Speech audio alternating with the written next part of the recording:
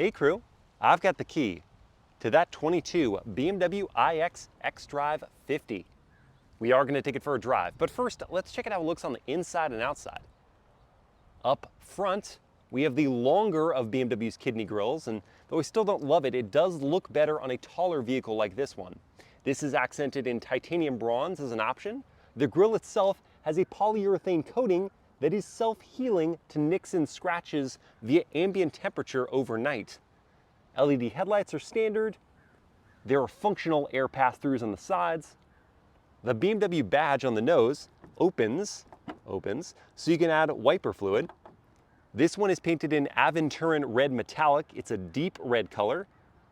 In profile, you have a standard 20-inch wheel set, but this one has the optional 22-inch wheels that are aero efficient, and they're wrapped in Bridgestone Alenza tires, 275 section front and rear.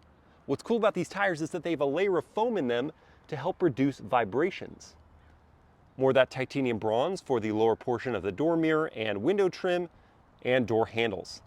Stepping back to look at the profile, I like the styling details. I like how those wheels fill out the wells, but there's something about the shape, maybe it's the length and especially at the rear, the extension beyond the rear wheels that looks sort of minivan-esque.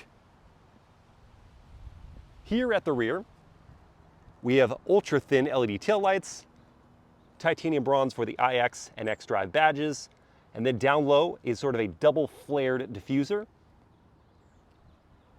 I like the rear end look, and overall I'd say the iX is more attractive to my eyes than the Tesla Model X, but not quite as striking, at least in this color combo, as the Audi e-tron GT. Let's look at the interior. Opening up, which is so much easier to do than the flappier handled i4, and looking inside, we have the Castanea Chestnut colored perforated leather seating, and with this stitch pattern and without the traditional bolsters on the seat, it just looks like a quilted couch that you slide into.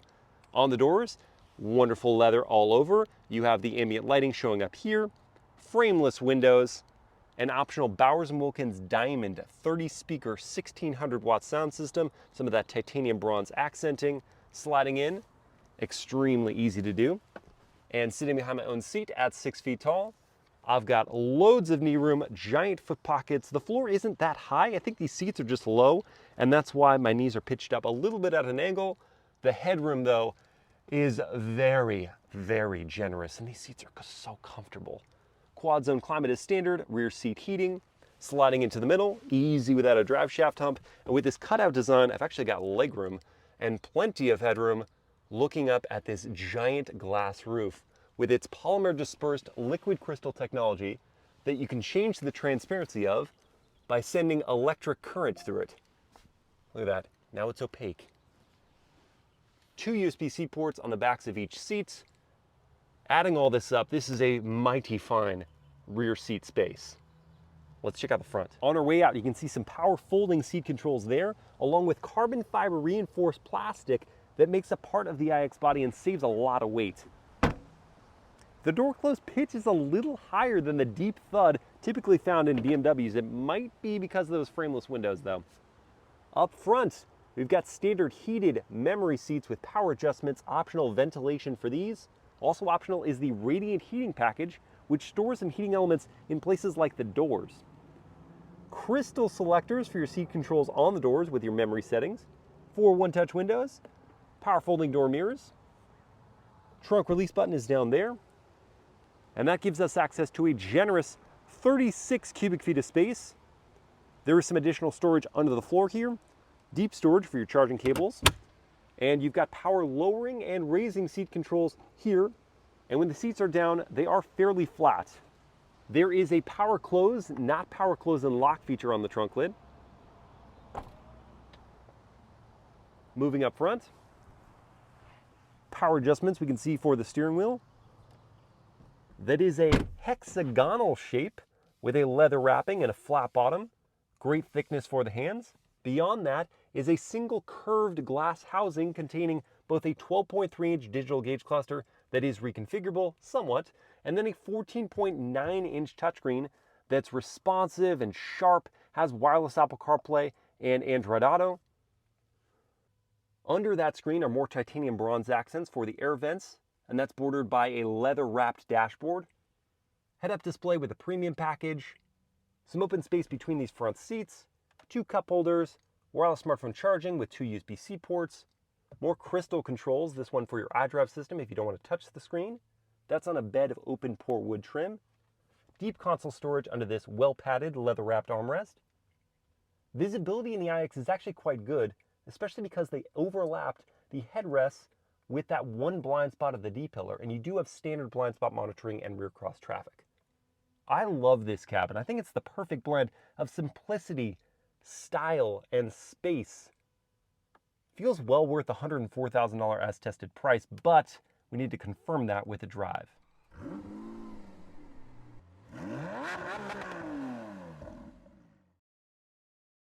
All right, let's fire it up.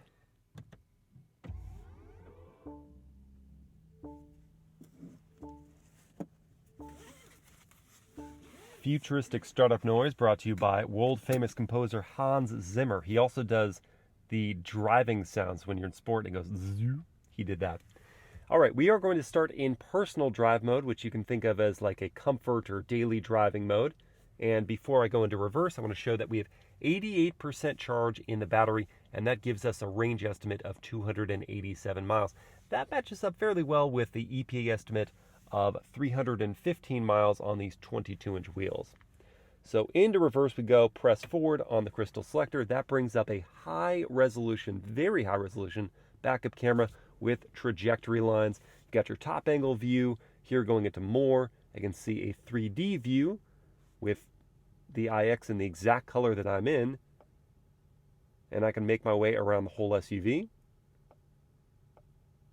to make sure everything looks good.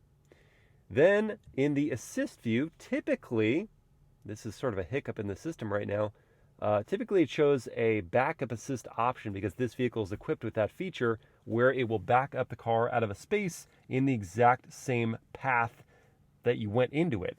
So I don't know why that's not showing up, but if you want to see how that looks, watch my POV night drive. Oh, also, panorama view. So you've got no excuse for why you didn't see that car coming down the aisle.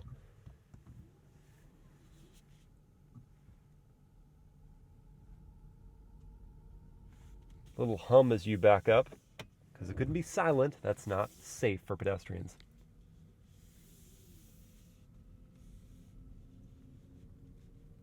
We'll, of course, do our turning radius test later, but let's start with a horn test. That was quite a bit louder than I was expecting. Rest assured, that'll get someone's attention.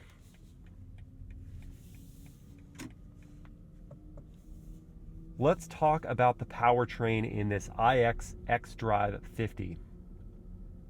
So we have a dual motor setup giving us all-wheel drive, paired with a 105 kilowatt battery pack.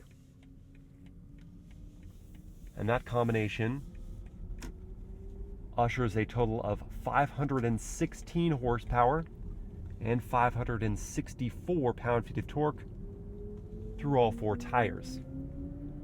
I don't have to tell you, that's a lot.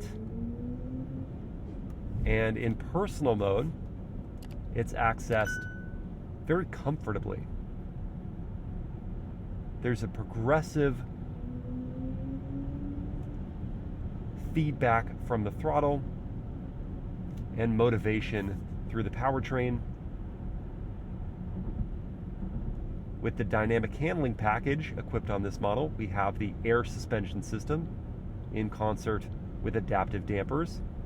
We also have a rear wheel steering system, which we'll get to demo for the turning radius test up ahead.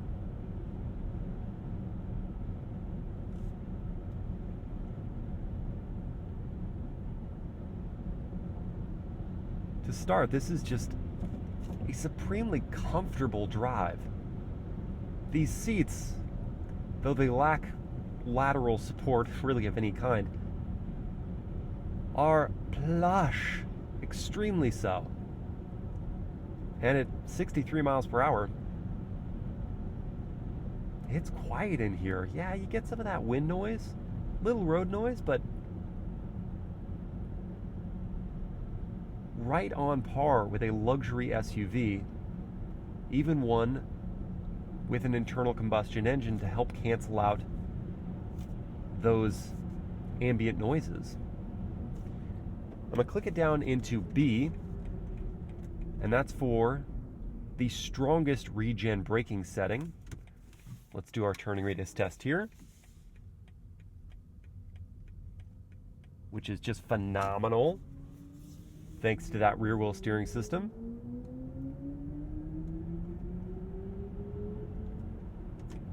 Even in personal mode, get some of Hans Zimmer's cool soundtrack going on when we accelerate.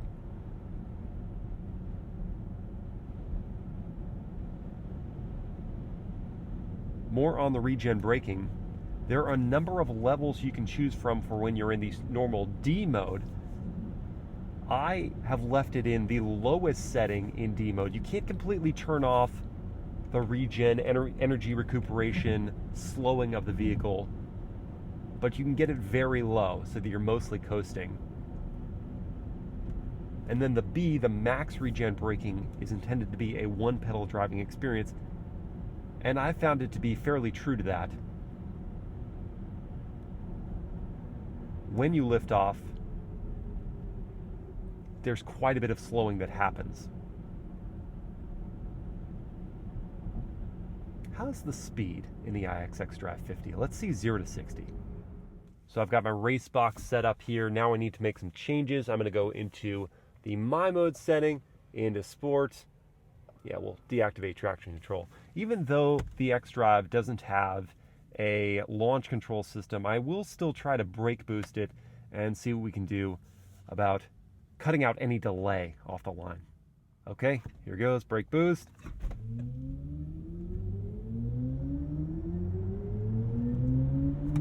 There it is, 4.4 seconds.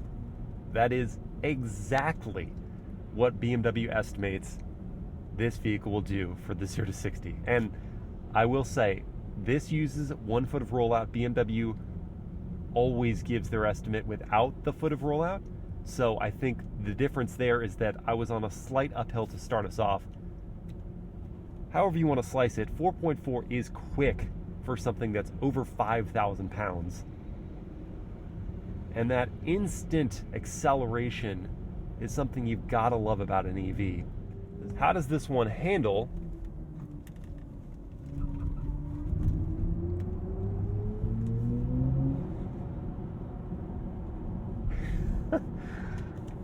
well, the initial experience is understeer and tire squeal and weight being pushed against the nose.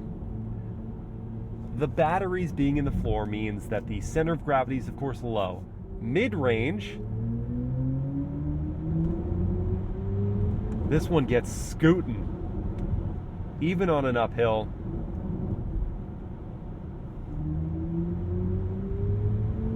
There is a lot of energy here.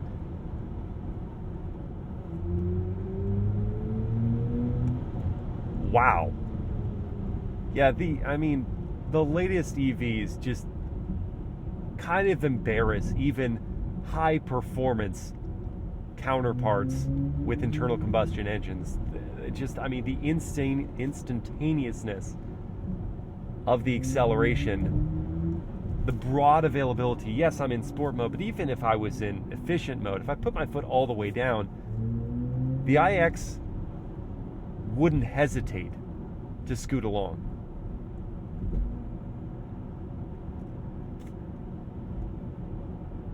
Back to that ride quality for a moment. The iX does a wonderful job, and I'm going to go into efficient mode as I talk about this. It does a wonderful job of distilling the bumps in the road so that you remain at ease as a driver. You don't hear the bumps that much. They're not brittle felt in your back.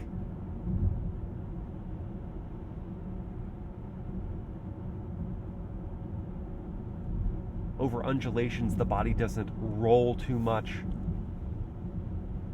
It stays flat and smooth to make for a phenomenal daily driver. And I mentioned in the interior walk-around portion, the visibility is excellent. That's confidence inspiring. Let's give it one more corner to see how it handles. So we've gone back into sport. I'm going to carry quite a bit of speed into this corner here so I can test out those M Sport Package brakes, which, wow, they do a great job. And now, oh, hey, look at that. You can get the iX to rotate.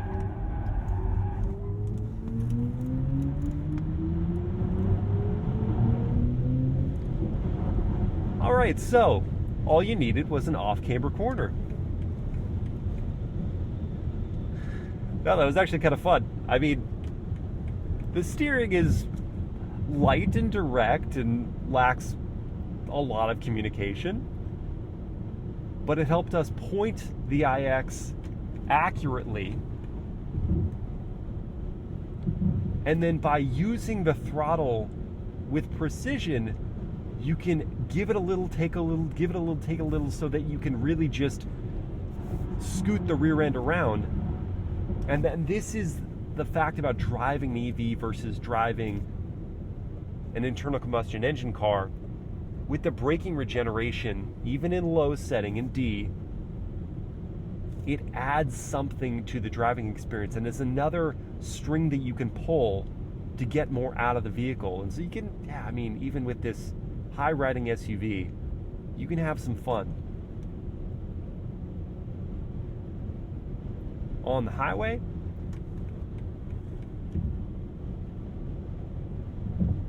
at the higher speeds, the wind noise is picked up a little bit.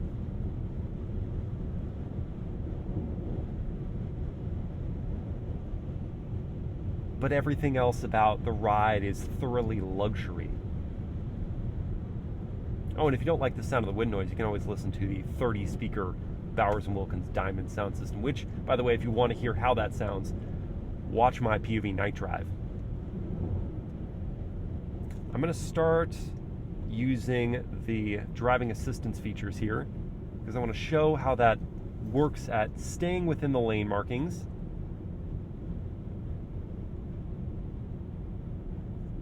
keeping the following distance between myself and the car in front of me,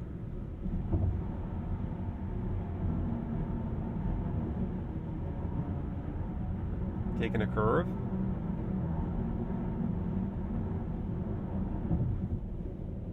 fairly well. The only critique with this system is it jogs in and out of the lane markings a bit more than, for example, I was just in that C-Class. At least like that Mercedes-Benz system, the BMW driving assistance package does include a lane change assist feature, so if it spots a lane opening, it will change lanes for you, and it does that quite well.